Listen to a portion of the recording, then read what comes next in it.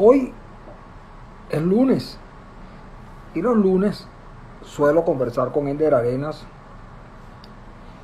de esos temas que nos interesan a nosotros, pero también que le interesan a mucha gente.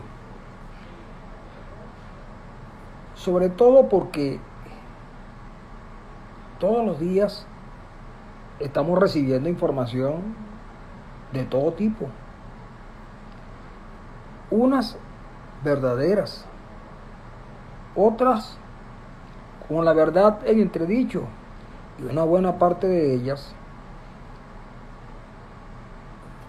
mentiras. La idea, por supuesto, de conversar con Arenas, que es un prestigioso profesor universitario en la Universidad del Zulia en Venezuela, implica también llegar a conocer su opinión acerca de temas que le son muy importantes a él, pero también a los que lo oyen y a los que lo leen, porque Arenas tiene publica todas las semanas una columna, y esta semana pasada publicó una acerca de la traición.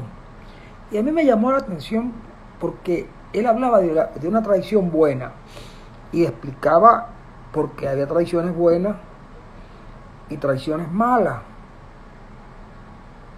No voy a incorporar acá, él sí lo hizo, la traición de Judas, porque Judas fue un instrumento. El pobre Judas fue un instrumento de verdad, de algo que iba a ser muy importante.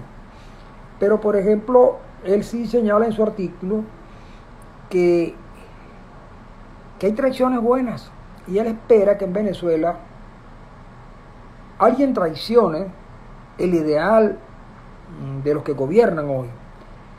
Y yo lo leí y recordé que todos alguna vez hemos traicionado algo. Por una u otra razón.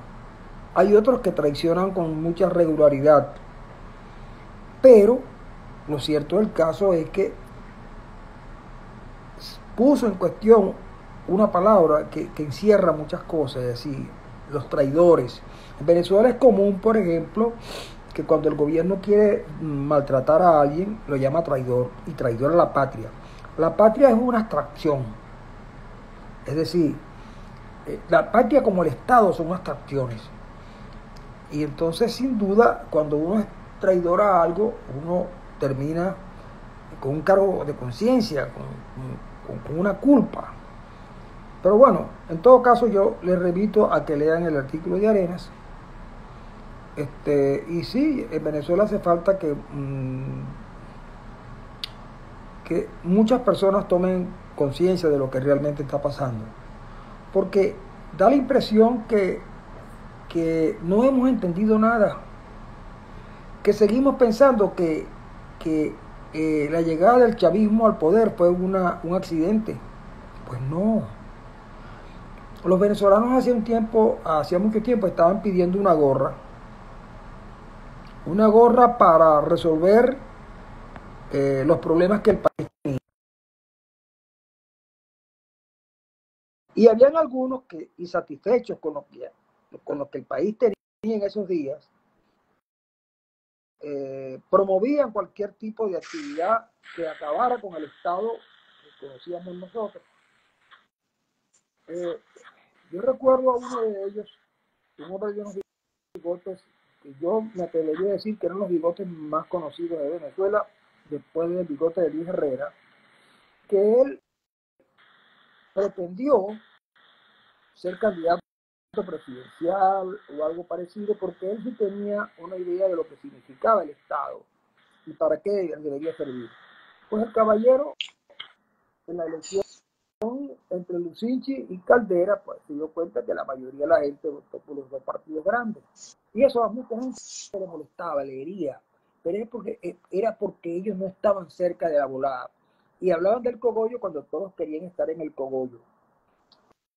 Pues bien, ocurrió lo que tenía que ocurrir, no por un accidente histórico, sino porque el venezolano se fue desplazando hacia posiciones donde el resentimiento y la emoción marcaban las decisiones políticas, y los políticos no entendieron lo que estaba realmente ocurriendo.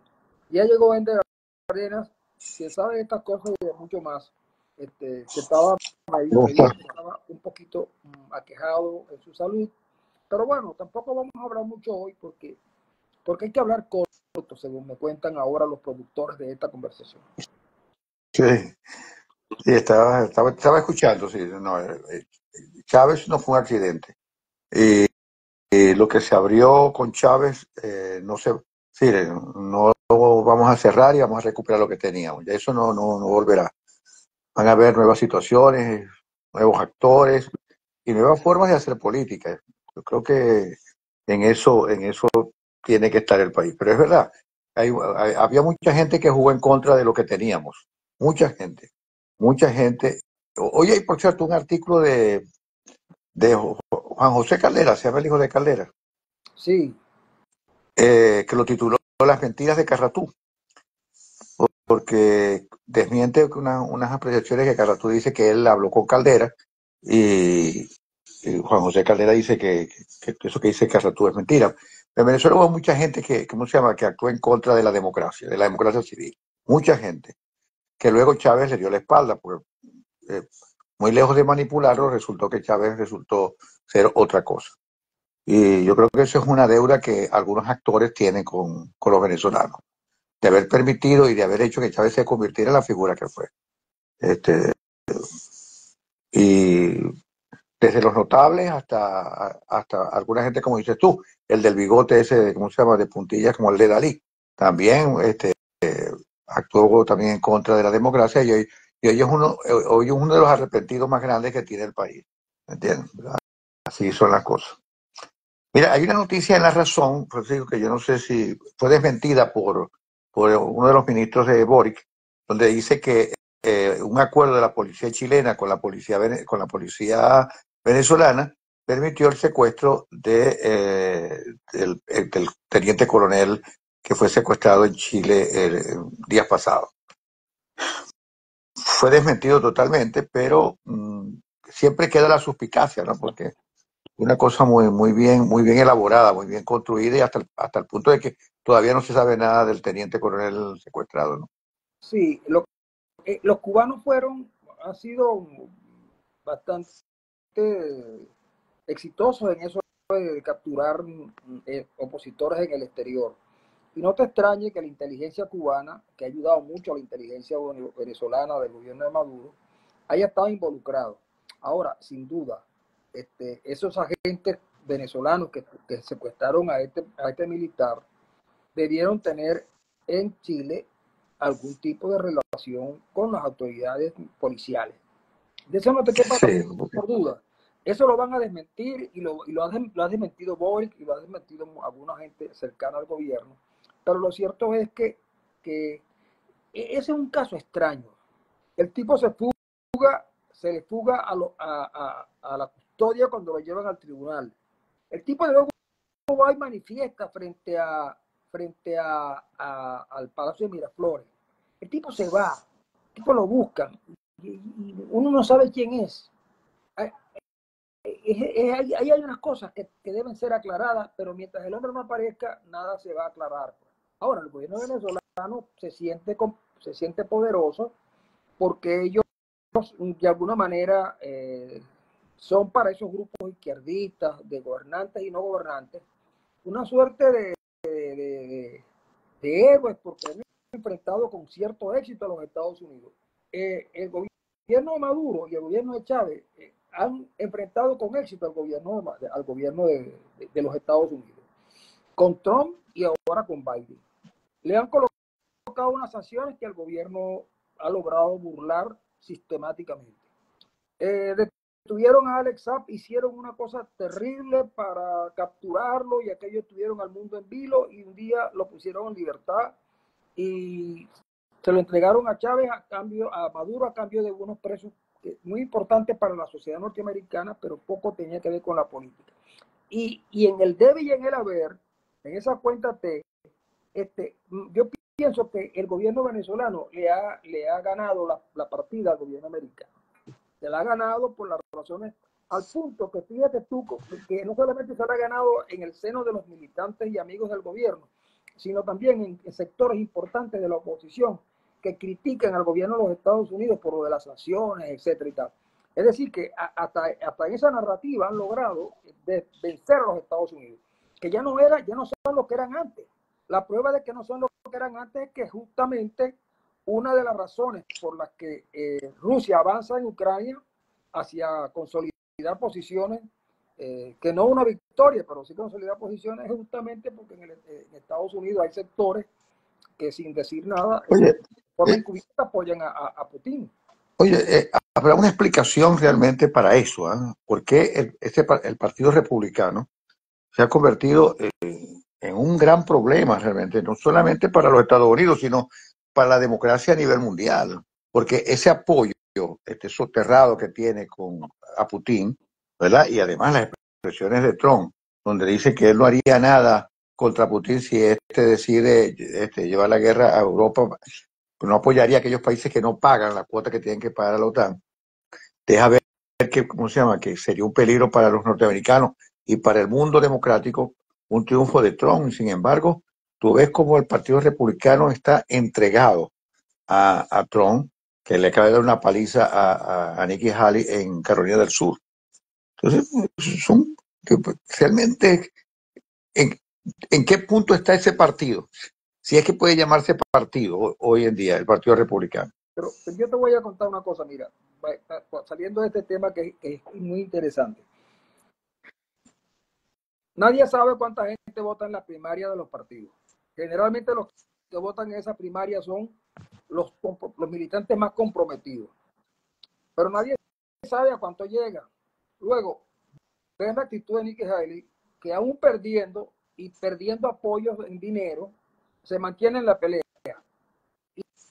Y es fácil deducir que ella está en la pelea porque ella y muchos republicanos están convencidos, siendo minoría, que Trump no va a llegar con éxito a la presidencia de la República, del país. Pero hay un detalle importantísimo. Un juez de Nueva York multó a Trump con 350 millones de dólares y un poco más. Creo que llega hasta los 500. Trump no tiene ese dinero para pagarlo y no puede coger la plata de las donaciones para la campaña para pagar esa deuda. ¿Qué va a pasar?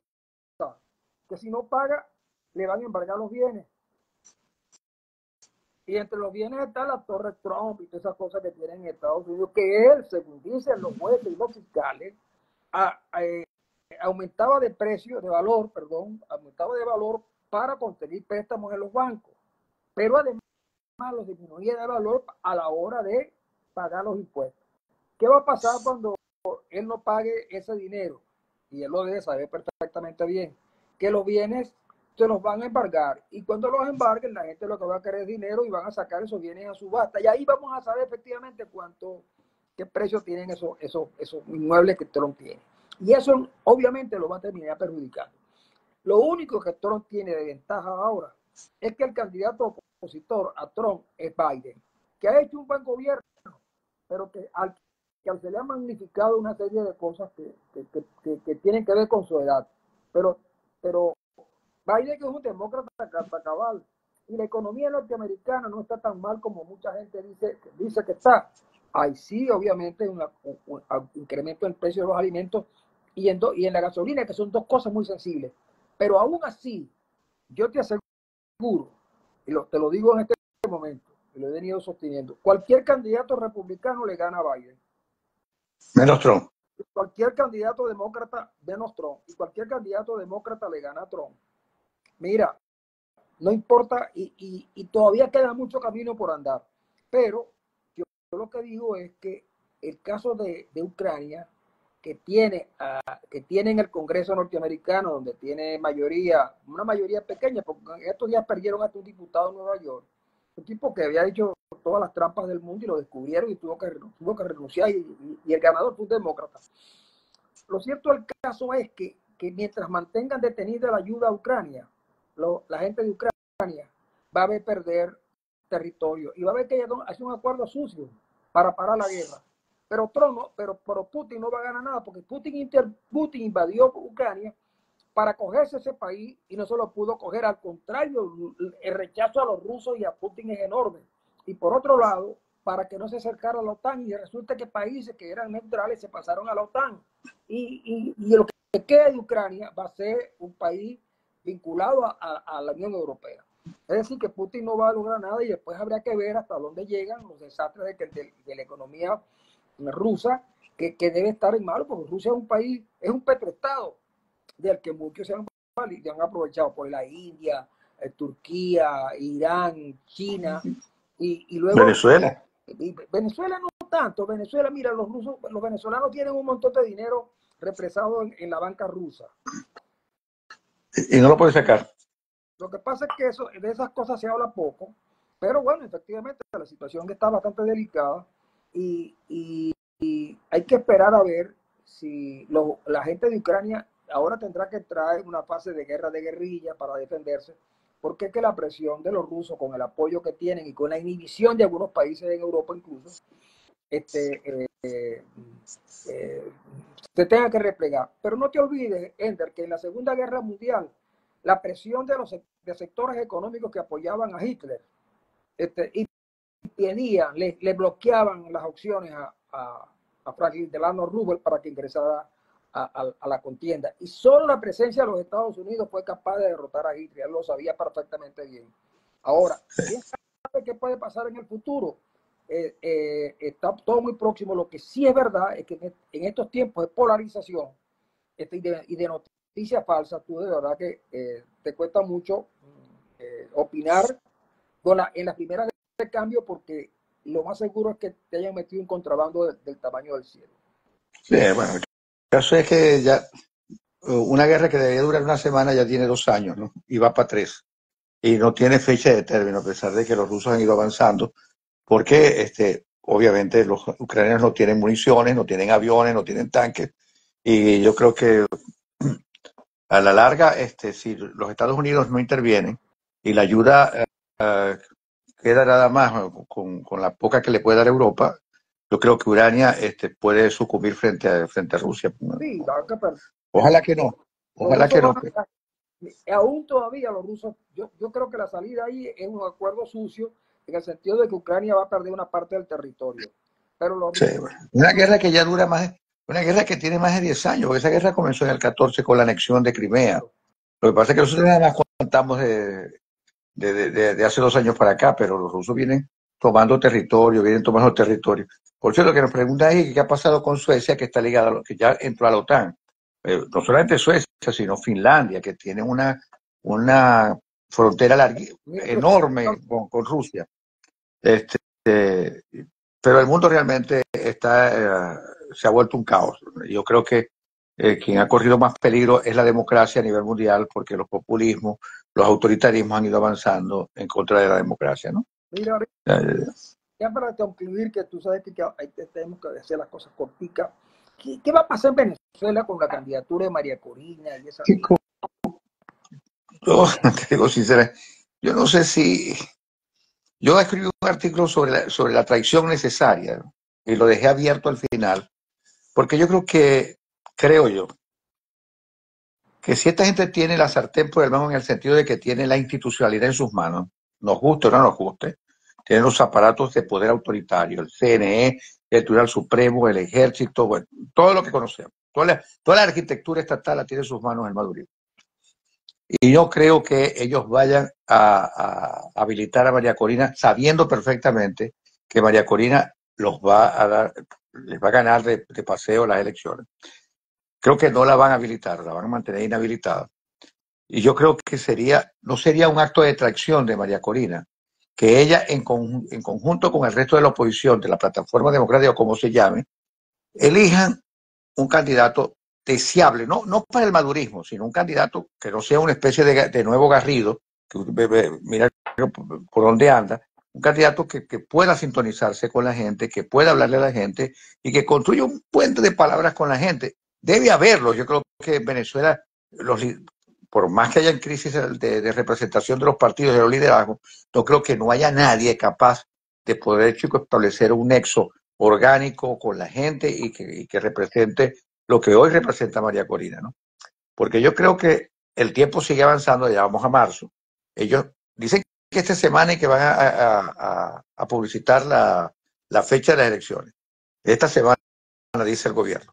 Pero yo creo que deberíamos pensar en términos políticamente realistas y pensar definitivamente en que si no habilitan a María Corina, hay que nombrar un candidato de sucesor. Tiene que haberlo, es decir, no puedo pensar que no haya nadie. Yo rescato lo que tú dices, lo siguiente, y que es lo que yo también pienso, que tal como están las cosas, María Corina ganó dos elecciones, una como líder de la oposición y otra como candidata presidencial. Y fíjate tú que lo de candidata presidencial lo ha hecho muy bien, porque está en su campaña, pero lo de liderizar la oposición le ha quedado grande. Le ha quedado grande porque no formula política para el conjunto. Y además de eso, porque la realidad es terca. Es decir, no es lo que tú quieres, sino lo que puede realmente pasar.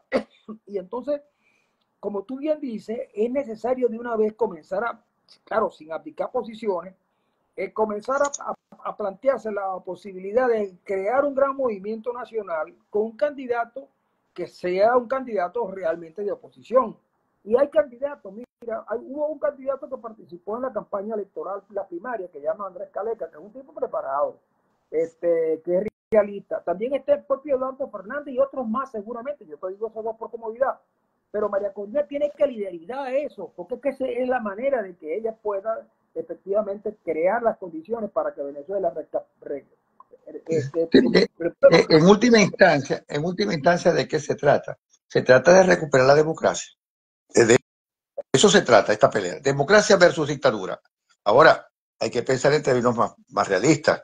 Bueno, si yo no puedo con ella, porque ella es la líder de la oposición, deberíamos entonces pensar en la sin, como dices tú, sin hacer concesiones de otro tipo, pero sí pensando realísticamente, porque no es que el protocolo de Barinas se vaya a cumplir inexorablemente con otro candidato, pero deberíamos ya pensar en un candidato que sea capaz de reunir, de tener músculo y conectarse con la gente.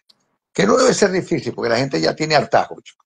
La gente está harta de esta situación. Claro, chico, porque es que fíjate tú, por ejemplo, pero uno ve, esta semana leí la columna, yo la leo toda la semana, de Rodríguez Vargas, en Maracaibo, y él señalaba, chicos, que ni la Asamblea, el Consejo Legislativo, ni la Alcaldía han promovido una discusión acerca de cuál es esto, puede ser la solución para el problema eléctrico. No han hecho cabildos abiertos, no convocan, no. Es decir, hay una crisis de representatividad porque los tipos no están atendiendo a lo que la gente les dio. Es decir, tienen que promover dentro de los cánones de la democracia y del orden existente, chicos, una discusión acerca de qué va a pasar con la electricidad, pues eso es mucho más grave de lo que la gente puede imaginarse. Es la calidad de vida totalmente deteriorada. Entonces, tú ves que los tipos lo que se la pasan es inaugurando, dando botones de aprobación, no sé qué cosas y tal, pero en lo medular de la política no están haciendo nada. Y entonces uno dice, bueno, ¿qué nos espera, no? Pero yo le decía en estos días a un amigo que había que leer un libro que se llama, una novela que se llama El pasajero de Truman, para ver cómo fue posible que entre los adecos y algunos otros más se pusieran de acuerdo con Medina para elegir un candidato, porque tenía que ser un candidato que puede ser, digamos, de confianza para los dos grupos, porque tú no puedes seguir ignorando al chavismo. Está allí, tiene poder, y no van a salir de allí simplemente porque tú lo quieres. Bueno, ¿qué pasó? Que el tipo se volvió loco y luego vino todo lo que ocurrió con el golpe de Estado. Y ahí hay un detalle importante.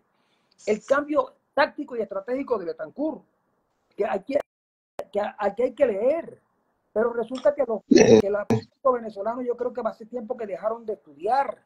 Yo no lo digo por ciencia ni por falsa y por inmodestia, es que de verdad es que uno no les ve nada. Hoy vi, por ejemplo, una imagen en la Internacional Socialista, donde por cierto expulsaron a Voluntad Popular, Sí. Henry Ramos con este tipo con Pedro Sánchez.